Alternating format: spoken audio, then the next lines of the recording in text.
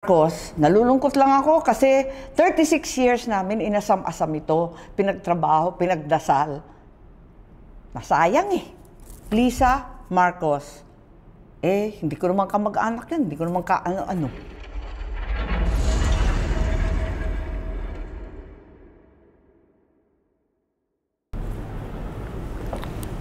Magandang araw po, Senator Amy Marcos. Naglagay po kami ng mga protest placards sa inyong harapan na may kaakibat na mga katanungan.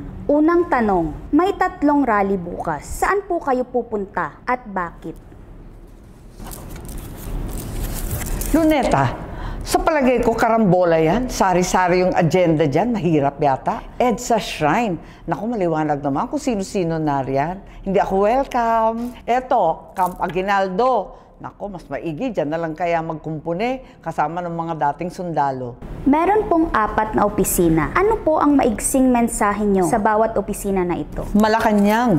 Nako, dinggin ninyo ang taong bayan. Tigilan yung magsasabing, kalma lang kayo at walang kalma. Pwede ba? I-withdraw kaya ninyo yung budget at isaayos ng maigi mula sa DBM na puros unallocated, unprogrammed, hanggang sa DPWH, siya sa ating maigi. Ay, DPWH, yung mga resign on leave na yan, hindi yan lulusot. Congress, nako, tigilan ang turuan, tigilan ang pambobola sa isa't isa. Senate, nako, sa aking mga kasamahan. Huwag tayong didikit sa script na pinadala sa atin. Yung maliliit, nako, mga butete, dilis, sardinas, ipon, yan lang ang hulihin. Tama ba yun? Tigilan na ang small fry. Big fish ang hulihin. Meron pong 4 na placards ng mga kamag-anak nyo. Kanino po kayo pinaka-naiinis? Ano nga bang nandito?